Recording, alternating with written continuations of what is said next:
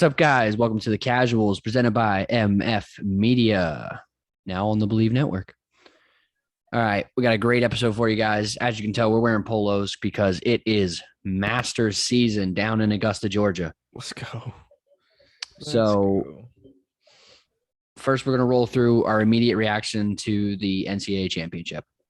Okay. And then we'll move into, got to mention our bracket winner. Then we'll get into our Masters preview. Then we got an awesome interview for you guys with Mark Fulcher, otherwise known as Fooch. He is a PGA Tour caddy, currently caddying for Billy Horschel, who's looking to maybe win his first Masters. Who knows? I think it's his first major. I think he's going to do it, Mike. I think he will too. You guys are in for a surprise if you watch all the way through. Definitely watch the full interview. It's definitely worth the watch. Yes.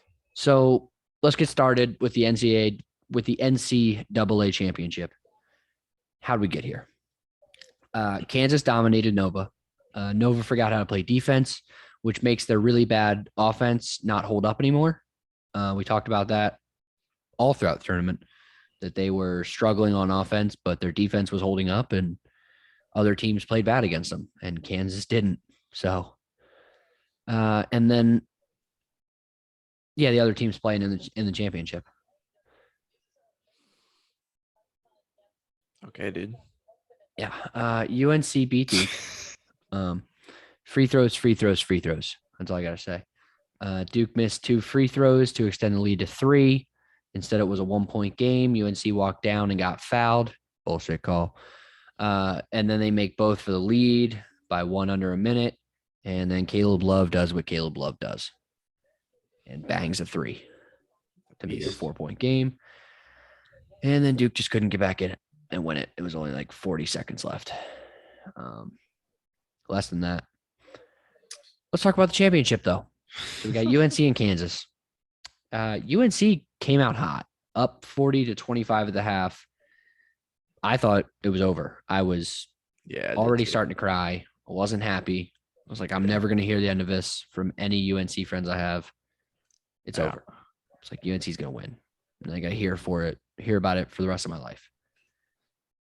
And then instead, Kansas opened up the second half with a 25-10 run in the first 9 minutes. And then Kansas took their first lead of the second half with 10:23 left. And then from there, it would be kind of a back and forth. The largest lead, I think, was Kansas up 6. It was like 56-50. And then I'll take you through the last 2 minutes, because these are the 2 minutes were pretty big. 69-68 UNC with a minute 40 left. Kansas gets a score, a stop, and a score. Okay, so now they're up 72-69. And then Caleb Love forces up a shot with 16 seconds left, misses. Kansas gets the ball back. Timeout, move the ball down the court with 4.3 seconds left. After an inbound, whoever from Kansas just steps out of bounds. And UNC gets an opportunity.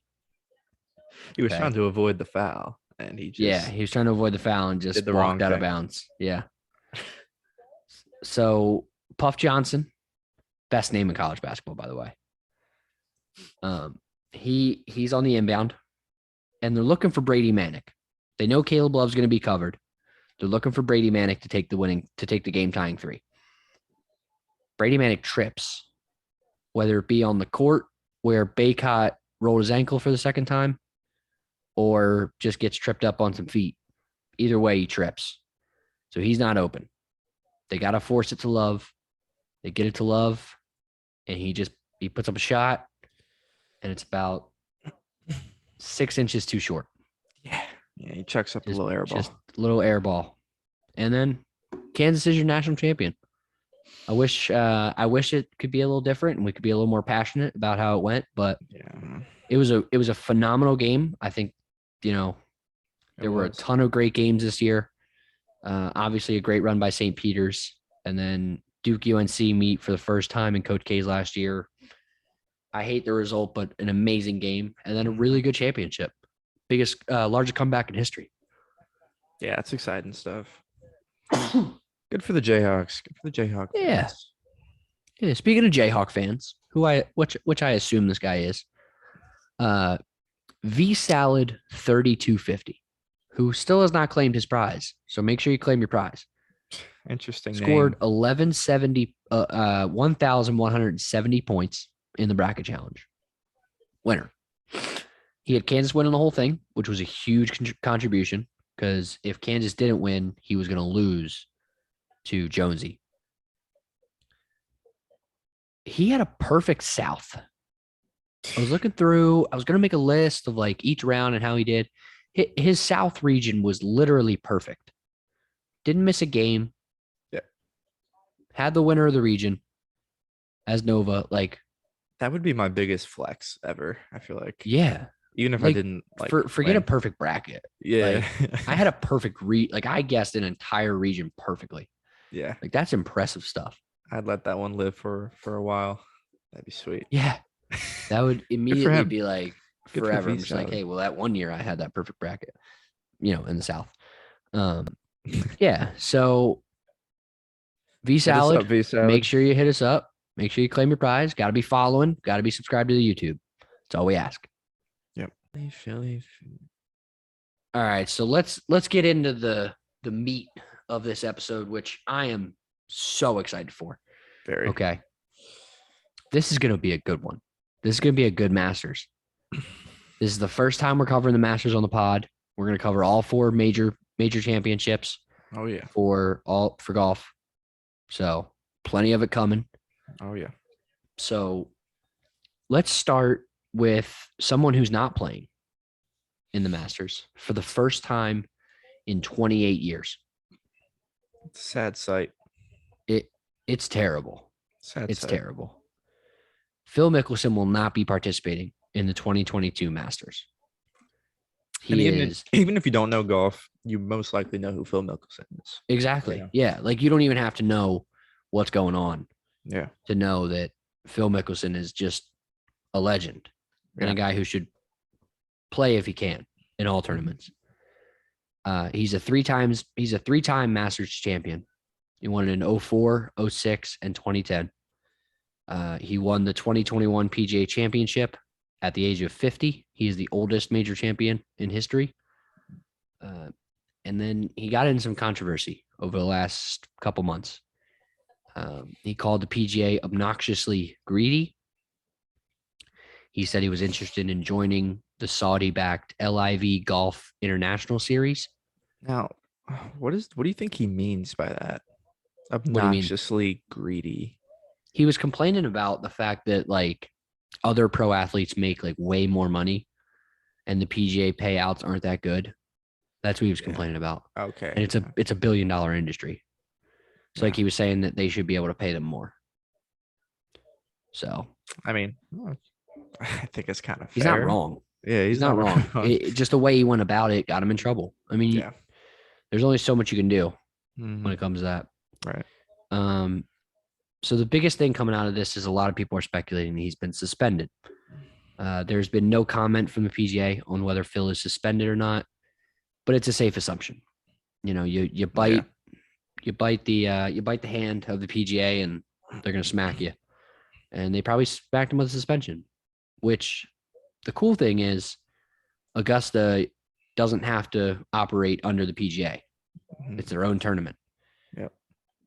But it's suspected that Augusta national officials reportedly strongly encouraged that Mickelson not play this year. They kind of told him like, hey, this is a sacred place and you're bringing a lot of controversy our way. Yeah. So how about you sit this one out? Sucks, man. It sucks. So we'll see what the future for Phil looks like. I mean, I hope everything gets sorted out, man. He said some things that it sucks to see. He's doing too much. It feels like it's just, I respect him for standing up for it, but at the same time, it's just, you want to see Phil play as a fan. So the next big tourney's in mid-May, it's the PGA Championship where he's looking to defend. Hopefully this suspension that doesn't exist is gone by then. I sure hope so. And he's able to defend. yeah, Need to see Phil keep playing golf, man. yeah. On the other side of the spectrum, a much more positive side of the game. And I wish either of us had red polos. We were trying to find them. Neither of us own one. If you own one, that's just cold. That's not red. That's orange. It's It's orange. it's not tiger red, but it's close. No, yeah, it just wouldn't have worked.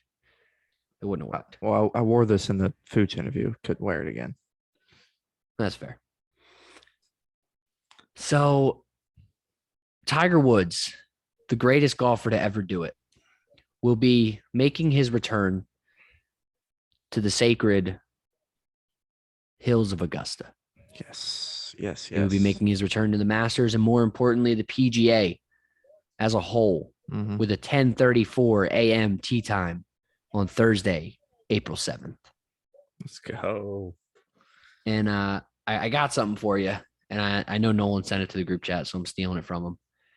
Tiger is famous for saying that when he enters a tournament, he thinks he can win. He doesn't enter unless he thinks he can win that tournament. Right. He's not just playing to play. So he was asked during his press time today, do you think you can win? All he said was yes. Mm-hmm. And which is badass. We'll just leave it at that. Yeah. It's just a great response. Exactly. So who are the favorites? The 6 that I were able to find that are kind of in those like that look the top tier of guys who are supposed to, favored to win. Yeah. John Rahm, obviously. Jordan Spieth, a little bit of a surprise. Morikawa, obviously. I mean, iron play is the dominant factor for the dominant factor for Augusta. And Morikawa is the best guy on the irons. JT, man. JT's Justin right Thomas. there with him. No, I agree. I think Morikawa is better with the irons, but I think Justin Thomas is a better overall golfer. Fair. Rory, who I really hope makes a comeback. I hope he places top 5 in this one. Yeah. And then Dustin Johnson. Can never count DJ out. No. So those are the 6 favorites. We'll give you our picks, and then we'll roll into the Fooch interview. So let's start with our main pick as a podcast. This podcast is a Billy Horschel podcast from now until Sunday. Yes. Gotta love Billy. Let's go, Billy. You gotta watch the interview. Obviously, Fooch is Billy Horschel's caddy. So we're pulling for Billy big time here. Okay. And you'll find out why, because and you gotta watch the interview. Yeah. But it's some big news might be coming out of it. Who knows? Oh yeah. So my 2 picks, I got Tiger. If he plays, good luck to the rest of the field. I wrote that Monday, I think, when I wrote this, or even before that. I think it was last Wednesday, actually. And when he first played the practice round. So he's playing. Good luck to the rest of the field. With that said, I have a second pick just in case. I got Jordan Spieth. He's due. He's placed top 3 in the last 5. He's placed top 3 in 5 of his last 8 Masters. And when he's on, he's one of the best. He's one of the best on tour. There's no denying it. It's without a doubt. And the game of golf needs Jordan Spieth back at the top of his game. Yeah, dude. And I think this is when he does it.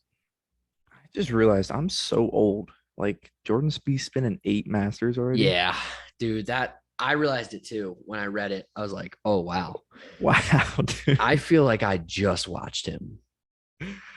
I feel like I just watched him. Yeah, I feel like he's in like his 4th year of playing on tour. Yeah. Same thing with like Ricky. Like Ricky withdrew, by the way. Ricky Fowler's not playing. Sadly. Oh, what? Yeah, I think he withdrew. I feel like he withdrew. I haven't seen his name at all. Like anywhere, not even in like the lower tier of guys. So yeah, interesting. Like I just feel like those guys are like Rory, Jordan Spieth, even JT, Ricky. Like I feel like those guys were all like just like 25 like a year ago. Yeah. Yeah. No, I mean, And they're like Jordan Spieth 32. thing, I feel like I just was watching him like in his prime and like winning like what do you win? Like 2 of the 4 majors in 1 year or something? Yeah. Yeah. He won the In US like Open and 24. the PGA, I or did he think win both you're Opens? I think you're right. I think it was the PGA and the US Open. Yeah, I think so. I think so. Anyway, um, yeah, it's crazy. I'll move on to my picks, dude. Yeah, go ahead. Give it to him. Here's my first one. Obviously we got Billy, but my next pick, Scotty Scheffler. He's not the biggest name, but people are starting to figure out this dude's kind of dirty at the game of golf. I think he's number 1 in the world now. I think he surpassed John Rahm. He is, in Just fact, number 1 in the world. yeah, yeah. Dude's balling out. Okay, and I'm pretty sure he does have some Masters experience too. I didn't do any research on the guy, but pretty sure he's been in a few Masters. He knows that course, and I feel like he's gonna get it done. Like at least the top 5 finish, because he's been coming in top 5 in pretty much every single tournament he enters in. Yeah. So I like Scotty there, and then second pick I'm gonna go with JT because JT's actually been playing really well recently. He's played in a bunch of Masters. I think he had a top 3 finish a few years ago. He knows that course better than or just as good as anyone playing in the field. So, if JT could just figure out his putter, man, that's really been killing him because he's number 2 and par 4 birdies are better. So and that's really important at Augusta. Yeah. So, if JT can figure out the flat stick, he has a good chance of walking the back 9 championship Sunday with a chance to win. Yeah. So give me JT, give me Scotty, and give me Billy, of course. And I like where your head's at. I'm a Tiger fan too. Wouldn't mind seeing the guy win, of course. Yeah. I feel like that's where we're all at. Is like everybody's gonna make their picks, but at the end of the day, if Tiger wins it, I'm fine. A lot of people I love it. A lot of people think he won't even make the cut, which is just bold. I think that's bold. That's bold. That's wrong. It's wrong. It's really wrong. Who's your sleeper pick? I didn't have us put us down here, but if you just you just think of a golfer and be like, you know what? They're not in the conversation. This is who I got. I got Adam Scott. Oh, yeah. I'm pretty. He has a green jacket. Almost positive. He does. He does. He's played in a bunch of Masters. He knows that course up and down too. Oh yeah. And we haven't really heard his name much this year, but it's Augusta, man. All the OGs come and they perform. I was gonna tail that. Mm-hmm. I was thinking Brooks, somebody like that, like one of these younger guys, but hasn't been performing that great. Is just gonna bust back in, Zalatoris or something. Yeah. And I was like, but the Masters is all about who's played. Yeah. Who knows? And you guys will see it. Fooch said something about, you go out to the course and all you got to look for is the minor adjustments. So I'm going with Rosie. I'm going with Justin Rose. Yeah. I mean, this dude's been playing in Masters since, for a while. Long time. This has got to be getting up towards his 15th Masters appearance. Yeah, and he's looking for a green jacket as well. He's still looking for that green jacket. So we'll see. I hope it's Billy. I'd love to see Tiger. I'd love to see Jordan Spieth. I'd actually love to see Scheffler or Thomas. And I'd love to see Rosie. Let me give you a real quick sleeper. I'm talking you're napping on him for eternity. Okay. Webb Simpson. Oh, this dude only plays good at Augusta. Yeah, he does. And for some some he has reason, a green jacket. He just sneaks into the top 10 every year. Yeah, you just look up and you're like, okay, who are you're looking at the leaderboard and you're looking only at the top 3 or 4 because those are the guys who are going to win it. And then down at that 6th place on the first slide of the leaderboard, you see Webb Simpson and you're like, dude, I thought he retired 5 years ago. But I guess not. It's this dude only comes to play when it's in Augusta, Georgia. More power to him, man. More power to him. What a guy. Who knows? So, all right. Well, we got a great interview for you. Stay tuned. Yes. Here is Mark Fooch Fulcher. Fooch. All right, guys, we'd like to welcome on Mark Fulcher, otherwise known as Fooch, on tour. Currently the caddy for Billy Horschel, 13th in the world rankings. Before that, Molinari, as well as Justin Rose, who's with him for 11 years. Was it, Fooch? Yeah, just over, but 11 will do sufficiently. Okay. I think, yeah.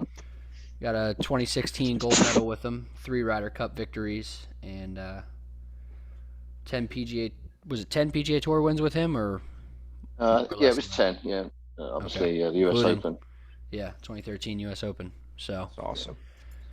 one of the best in the game in the caddy department. Thank you. So One of the excited to have luckiest, you I think. on. Yes. Before we get started, Mike, I just wanted to say, like, what's a day of the life look like for Mark Fulcher? You know, maybe like outside of golf. Oh, I mean, obviously, for example, last week we were in the match play in Austin, Mhm. and it's a busy week. You know, potentially you can play 7 rounds. Unfortunately, we only played 4, but you know, it's a tiring week. So when I come home, I just hang out with the dogs and the wife, and this particular week is interesting because you do start feeling yourself preparing for Augusta. You know, I'll get my old Yeah. yardage books out, and I'll start getting a sense of going back there again. You know, even though you've been there a few times, it's always nice to realign yourself with what's going to come up. It's a special place. Yeah. Is there like always kind of this sense of anxiety heading into that tournament just because it's so big? Yes, definitely. I mean, from everybody concerned, you know, obviously we've had the players recently, we have the big, you know, certain big events, but without question, the Masters is the one. Certainly at the beginning of the season, you know, obviously the majors are significant, but I think generally, because it's the first and because it's the Masters and it's at the same place all the time, there's always that slight bigger build up. And yes, I think anxiety is the perfect word. I think everybody involved in it is slightly anxious. Everybody's pretty keen to get going and see what the course is like and any changes they've made. I think they've made one significant change this year at number 15, lengthen the par 5. So it's always interesting to go back there and see the little tweaks that they've done. So do they do that every year where they have, you know, there's some sort of change, whether it be significant or just even slight? Yes, absolutely. You know, and sometimes we'll spot them and sometimes other people will spot them, but they're always, you know, it's an evolution, Augusta. And I think eventually you'll see the tee go back at 13 as well. And, you know, they're always evolving on how to make the course, you know, a good challenge for the current players and the current technology. And it's a pretty cool spot. For sure. For sure. So we'll get rolling into some of our questions here. So I wanted to start. What's been your best and your worst moment as a caddy on tour? So like your best, you know, obviously winning certain tournaments or even just giving the right club on a certain shot and seeing your player execute it. And then, Well, I mean, you know, on the worst side of it too is kind of the same concept of, you know, maybe losing a tournament on a close one or, you know. Well, that is certainly one of the worst ones. I'll come to the best one, which was without question the entire Olympic experience was remarkable. Yeah. To go down to Rio as part of the team, and we were embraced completely as part of Team GB. And then obviously, you know, to go to the village, walk out in the opening ceremony for a slightly chubby 55-year-old, it was pretty cool. And to be able to do that. And of course, at the end of the week with Justin winning gold, it was simply the most memorable week of my career by far. Most disappointing is ironically probably the Masters. I think it was 2017, maybe. We were head to head with Sergio, and had a 2-shot lead on the middle of the 13th fairway, and Sergio was in the trees on the left. And the very first time, I actually said to myself, and God knows you should never do this as a caddy, but I said, "Oh my God, we're going to win this." Yeah. Oh. And then of course, you know, fatal. And then of course things changed around, and we lost in the playoff, and that was a bitter defeat. But you know what? If you go through life enough things doing the same thing, you're going to have great moments. You're going to have bad moments. It's just the way it works. And Right. I wouldn't have swapped my great moment for anything else. So I've been very, very fortunate. Yeah. So, you talk about being so fortunate. What do you think has made you such a successful caddy on tour? What do you do differently? Well, I think when you get to, especially my age, experience is crucial. It's like anything in life. You can't really learn experience, can you? Life experience. And I've been doing it caddying over 35 years now. So I've been in that position of, tournaments and pressure situation, and you learn it as you go along. And I think as a young golfer, I was a particularly bad-tempered character, and I think I use that in the reverse now, that I'm able to understand a little bit just what that game does to you. Not that I was particularly that good, but it certainly annoyed me enough that I'd throw clubs and my behavior was awful. But it made me realize that what some of the guys and the girls I've worked for are going through, and I think that understanding helps for you to emotionally deal with some of those situations they get in. So I think that certainly helped me. Yeah, for sure. Fooch, you already kind of alluded to this, but the Masters is coming up. Do you and Billy prepare for this tournament differently than any other tournament, or is it kind of the same preparation? Well, obviously, the one huge advantage we have with the Masters as opposed to the other majors, the other majors are played on different golf courses. So the preparation there is probably a little bit more intense as far as you have to go and learn the course. For example, the PGA Championships at Southern Hills in Tulsa, and we will go there for a couple of days prior to the week to try and learn the course, to you understand it a little bit better without having to deal with it during the the week itself. But the Masters obviously have that huge advantage that you've been there so many times, and it's only the little tweaks you have to look out for. But generally the game plan is set. The pins are generally set. You know what you're expected. It's just then adjusting to the conditions of the week, whether it's soft, firm, the weather, etc. So to some extent, Augusta's slightly easier as far as the preparation is concerned. Okay. So that kind of moves me into my next one. So you've caddied Augusta a couple times. I mean, plenty of times already. What's the game plan going in, and then like what's going to be the key to success, you think, not just for Billy but for the field as a whole? Well, I mean, there is really only one way to play the course. You have to play each pin position as it gives you. So, for example, hole number one, the traditional back right pin is on the first day. They generally put it on the back right, and you know that you can't go long. You generally want to try, and over the years you found what we call the fall line, and you want to get as many putts as you can to land on a fall line, because that will make the putts easier. Obviously, the bigger the break, the bigger the slope, the harder the putt. So I think that's what Tiger did so well, is he was able to negotiate his way around, particularly Augusta, by finding the fall line and making his putts that much easier. Because at the end of the day, Augusta is notoriously difficult to putt on. So the simpler you can keep that, the better, I think. So that's your strategy is all down to a daily routine as far as where the pin is, where the wind is coming from, and the firmness of the greens. So it is really, the strategy is really done, the evening or the day before, or the morning of when the pins come out. Gotcha. Sweet. This is kind of a more specific question.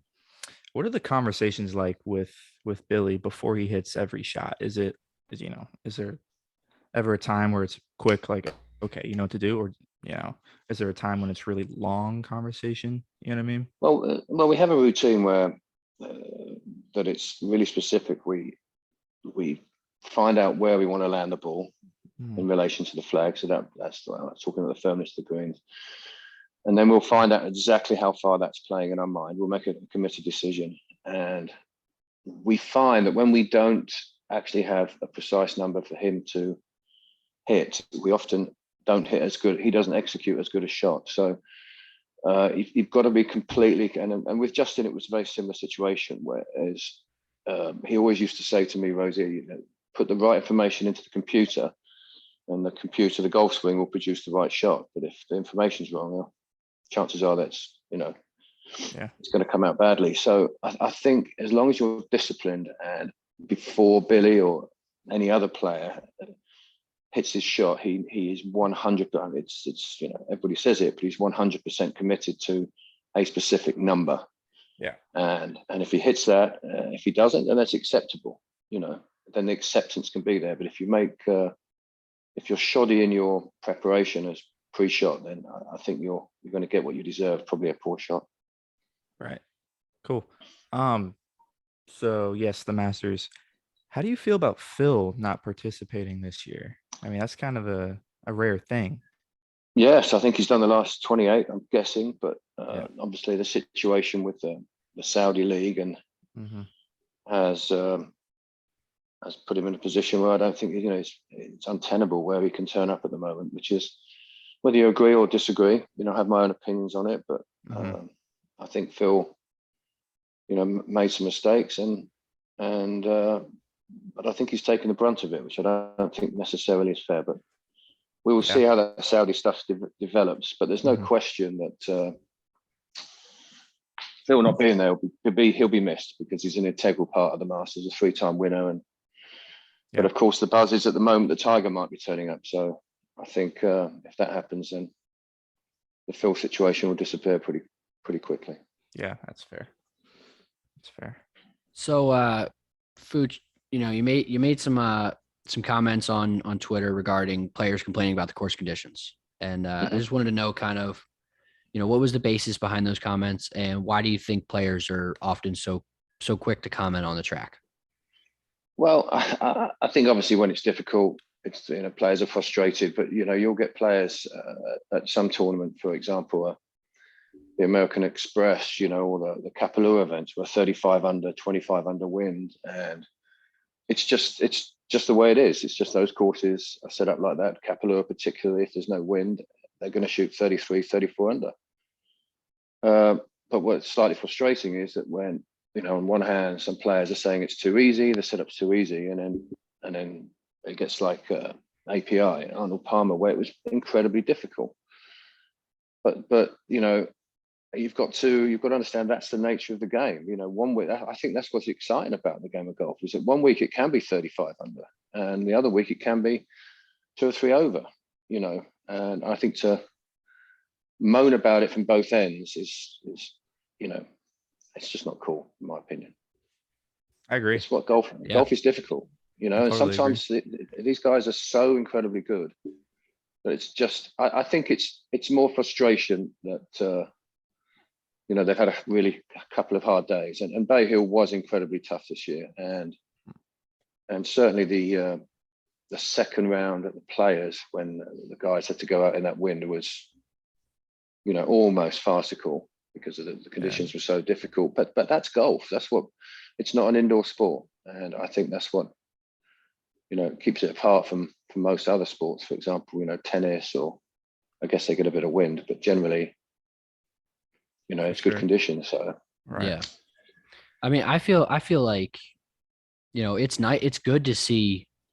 Every golf fan wants to see those courses, especially Bay Hill, where it's it's not a major, but it's a big tournament, the Arnold Palmer Invitational. I mean, the Players is a big one, and then obviously the 4 majors.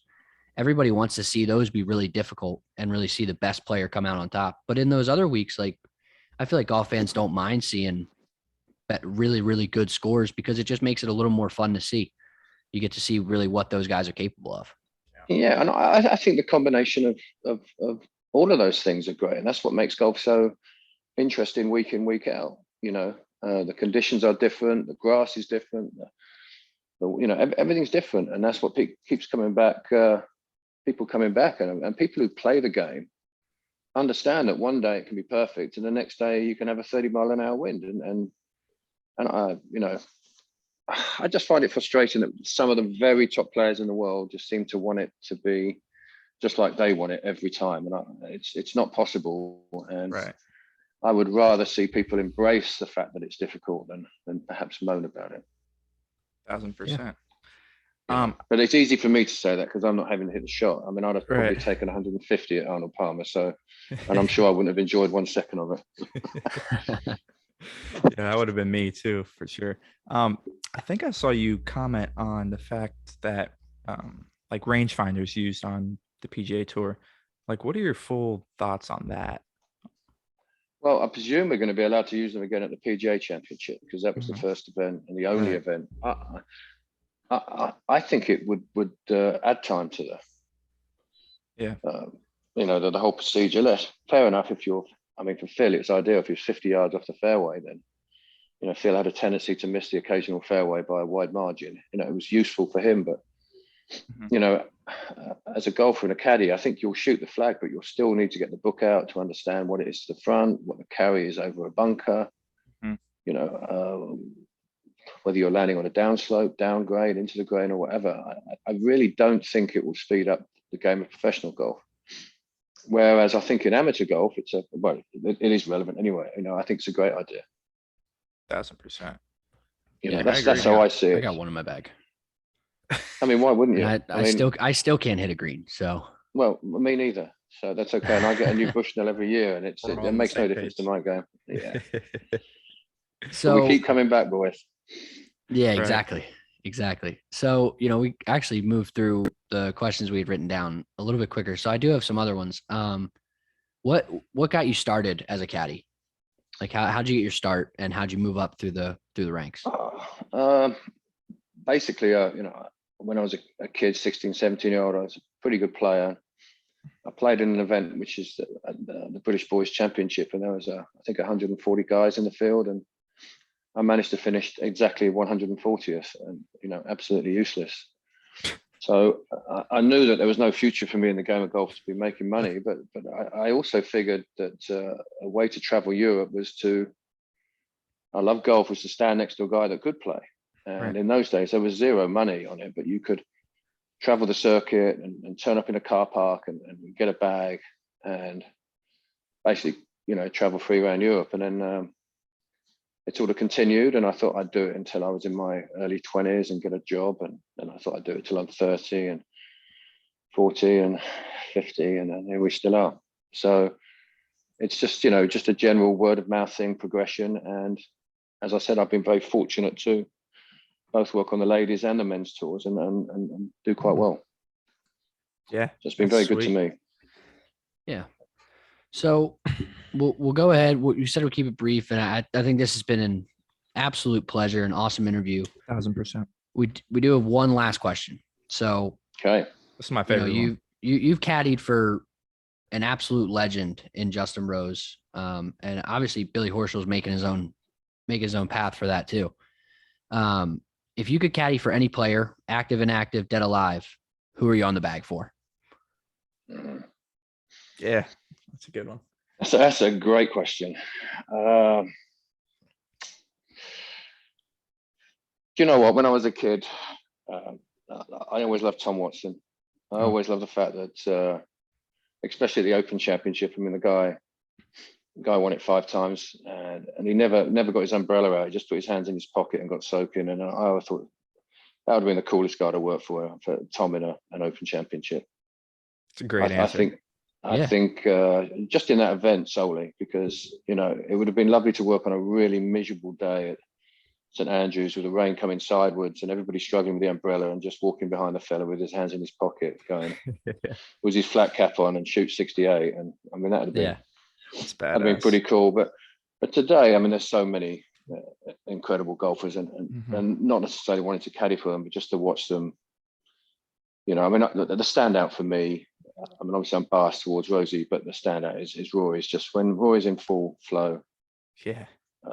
just the most remarkable golfer to watch. I had the pleasure of caddying for Frankie last year, actually in the API, and we played with Rory on the first day, and he shot the most smoothest 64 you've ever seen. It was beautiful to watch, and obviously, he goes up and down, but without question, the most exciting player to watch. It's certainly from inside the ropes as a caddy's perspective, incredible. For me, it's his That's awesome. confidence. It's like his walk. Have you ever seen like Roy's walk? How he almost kind of bobs his head. Well, he bounces, doesn't he? That's what gives it for me. Yeah, I mean, he bounces along. I mean, it's like he's got some springs in his shoes. I mean, those Nike must be genuinely Nike Air shoes for him to bounce like that. But when he's got that walk going, you're in trouble. I know that much. 1,000%. Yeah. All right. Fooch, So, guys, quick question for you guys. Just Okay. what are your picks for the Masters? I got Billy all day. Oh, come Thanks, on. man. I got No. Billy. I love it Okay. though. I love oh Nah, I man, mean- this is such tough. I haven't You got I three haven't dove picks into each. it. Scheffler's rolling like no Yeah. other right now. Scheffler's a different animal right now. Billy's been a different animal too. Mhm. And then I'm gonna take my third one's gonna be if it happens, which I think it's been confirmed that it's not gonna happen. But if Tiger plays in it, I got him winning it. Oh, I love you. Yeah. That's bold. That That's is bold. bold. Okay, well, I'm going to stick with my old boss, Justin. If Billy can't win it, I'm going to go with Rosie to make a comeback and win his first Masters. Oh god, There that'd you be go. awesome. That would be awesome. So root before for we both let you of go, and we'll let you go, I got one more question. You got any advice for Carson so he can shave a couple strokes off today? Yeah, dude. I've been struggling. Really? I need Fooch on my bag. Well, I'll have a go at that, but short game. That's what it's all about. It's fair. There you go. So Chipping, it sounds like chipping, Carson's and got to get chipping. out of here and get over Yeah. to the Well, playing green real quick. I think he's got to get to the chipping green. I'm Yeah. just taking a stab that he could probably save at least a shot and a half around by just getting a standard chip shot up and down every time. Probably more than that. You'd be surprised. I can let you know from experience that you're dead on. He does Yeah. need to work on Okay, that chip thank shot. you. Well, any improvement, let me know. All right, we'll do. All right, we'll do. guys. Well, It has been an fantastic absolute talking to pleasure, you. Fooch. Yes. Hopefully Billy wins. Maybe we can get you and Billy on here. Absolutely. Well, if Billy wins, I promise I'll get him on with you. How about that? Wearing the Sounds green good. jacket. Well, now my pick's Billy. So Let's go. Okay. all right. All right, boys. See you, Best of Fooch. luck. Thanks for coming on. See you guys. Thank you. Later. Yep. Have a good Bye one. bye. All right, guys. Absolutely amazing interview with Fooch. I think this has been a Mhm. great episode. I'm so excited for the Masters. Yes. I'm pumped. I know Carson's pumped. I know we're ready to watch. Mhm. I'm not allowed to have computers in my 10:30 class, so I don't know how that's going to work because I have to watch Tiger tee off. Oh no. Yeah, I mean, it might be class starts at 10:15. It might be a bathroom break at 10:30 to watch a 10:34 tee time Yeah. on my phone. I think it's got to be one of those. Something's got to happen. Something's got to happen. But we're so excited. You know, we got next week. We're doing the NBA playoff picture and predictions, as well as covering what happened in the Masters. Let's go ahead, like, comment, subscribe to the YouTube. Check us out on Bleav or wherever you get your podcasts. Actually, Bleav has a nice little tab of like places to find us. Thankfully, that's up and running.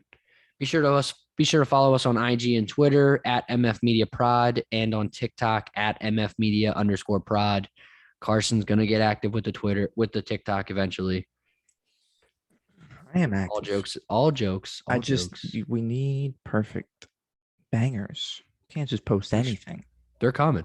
They're coming. They're coming. There were a couple bangers last episode that you didn't post. And then check each of us out on Twitter and Instagram. Michael Foltz 33 on Twitter, Foltz.Michael.Jr. On Instagram. Carson, what's your socials? Guys, I'm yet to get a follow on either one of these. I've plugged my Instagram and my Twitter, every single video, every single podcast. I'm yet to get a follow. Can the kid get a follow? Let's get some retweets with enthusiasm. I need quote tweets with enthusiasm when I post a social media post, because that's where I'm getting my follows. I'm not getting any. Like maybe I'm You can't just retweet it. You I'm not can't as just retweet cute. it. I'm not If as you cool. here's the thing: if you retweet it, I can't retweet your retweet. You know, I've already tweeted it. So like, if you quote tweet it and say something about the episode, then I'll retweet that, and then people who follow MF Media and who follow me will see it. Okay. Twitter, get follows. Mueller Mania 23, There you Instagram, go. CARRSSONNN. All right. This has been an amazing episode. So excited. Stay tuned. Keep paying attention to us. We're doing great. Fooch interview was awesome. Yes. We got some exciting stuff lined up for the future. Mhm. Couple things in the works. A little bit of basketball. Who knows? It's gonna get good. Who knows? It's It's gonna gonna get get real good. It's gonna get good. Follow along for the ride. Hey, V Salad. Hit Yeah. us up, man. What are we doing, Okay. V Salad? Figure it out. You got a $25 gift card waiting for you that Carson is gonna go buy. All right. So that concludes this show for us. All right. Have a great one, guys. Enjoy the Masters. We'll see you next week.